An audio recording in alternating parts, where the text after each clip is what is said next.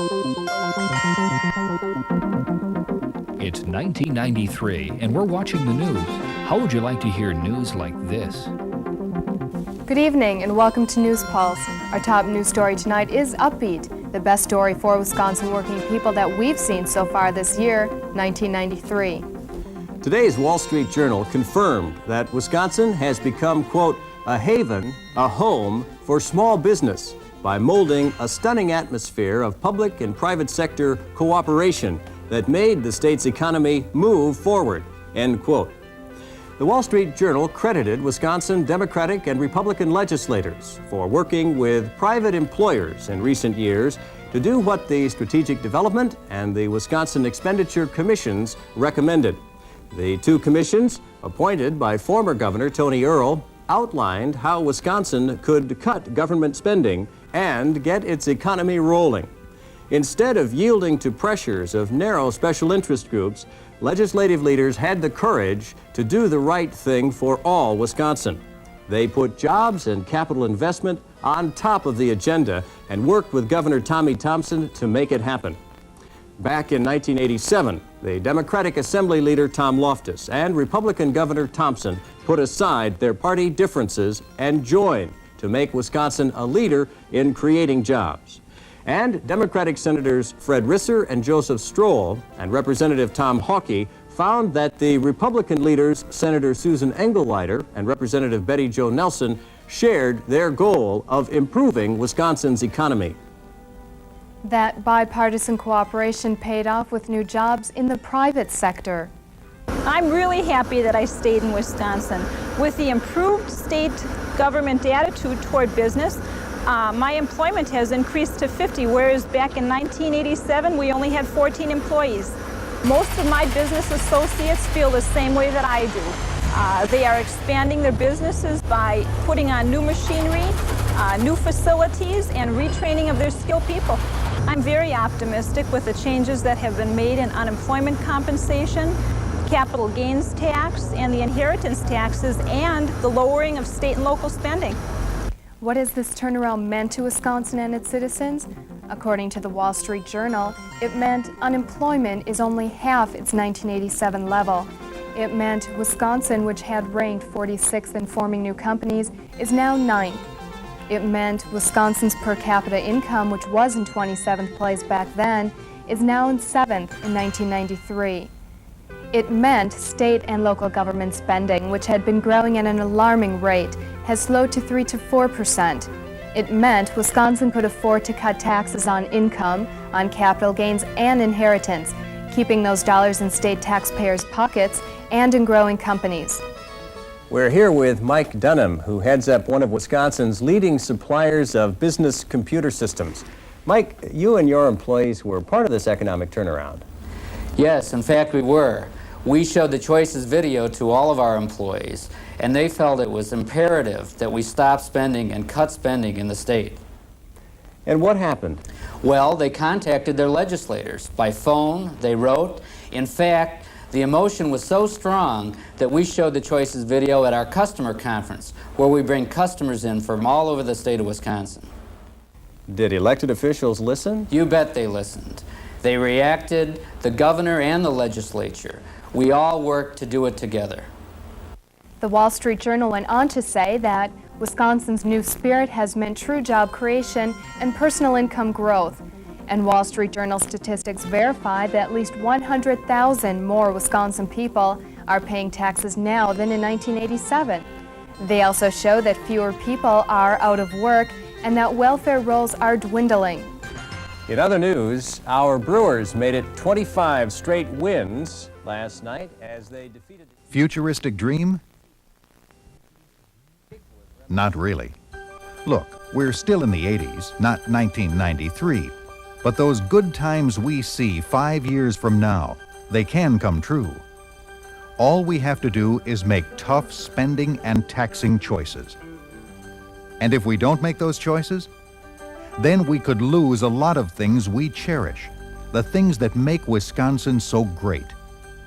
Our wonderful parks could go downhill. Our great University of Wisconsin system could become mediocre. Our public and vocational schools could lose quality.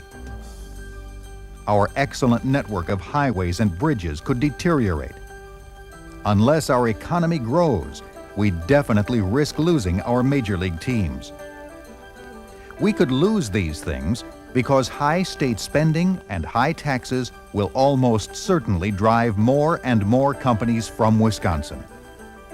And then there will be fewer and fewer workers to pay taxes, and the tax dollars won't be there to continue to pay teachers, professors, and those who keep our parks and roads and social services among the best in the country. But why do we dwell on 1993? Because that's the target year the Wisconsin Expenditure Commission set for Wisconsin to bring its state and local spending and taxes in line with most other states and our citizens' ability to pay. You don't have to be a mathematical genius to understand the challenges that face Wisconsin to achieve the type of economy that it needs by 1993. Just look at the following charts. Wisconsin citizens have modest incomes, but we're spending a surprisingly high amount of our income on state and local government. Wisconsin's personal income is just below the national average, while our spending is well above average. As you can see, it's been that way for the last 20 years.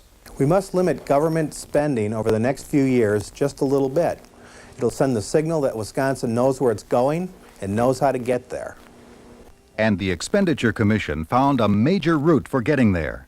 A lot of people have been asking whether Wisconsin state and local government employees were overpaid. We tried to answer that question with a really scientific study. We looked in the public sector and we looked in the private sector and found jobs that were really comparable.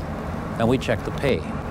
What we found was that most of the government employees, and that means most of the ones in the lower categories of wages, were overpaid as compared to their private sector counterparts. This was true in both wages and in fringe benefits, and especially pensions. We didn't find that all government employees were overpaid, but we found a long list of situations that we felt needed correcting. I've read the newspapers, and I get mad when I hear that the state pays people who do the same amount of work I do 20% more than I get. That's unfair. We find that as far as benefits are concerned, that the person in government often has much better benefits than the person in the private sector. A better pension, probably better health insurance, so they're not only getting paid a little bit better, but they're also doing considerably better in benefits. And that's really not fair to the person who is paying the taxes and picking up the payroll and the tab. Overpaying government employees hurts economic development in two ways. First of all, it creates burdens on taxpayers. But secondly, it creates burdens on businesses that have to compete with governments for employees. Most of the businesses we surveyed were the large companies in the large metropolitan areas. And they're important because we wanted them to expand in Wisconsin. But the burdens on smaller businesses are even more serious because they simply cannot afford to pay these higher wages. It's no easy task to control state and local government spending. Actually, about 2/3 of the spending that's done by government in the state of Wisconsin is done by local units of government. That includes school districts as well as cities and villages, counties, and towns. The greatest percentage of that is spent on personnel. It's a service industry, and much of that money goes for salaries and fringe benefits. In Wisconsin, the binding arbitration law is a real problem for us locally, because that means that after both groups have made a final offer, someone from the outside can come into the community and choose between those offers, deciding instead of the local people what the salary rates are going to be in that community. Wisconsin's binding arbitration law is ridiculous.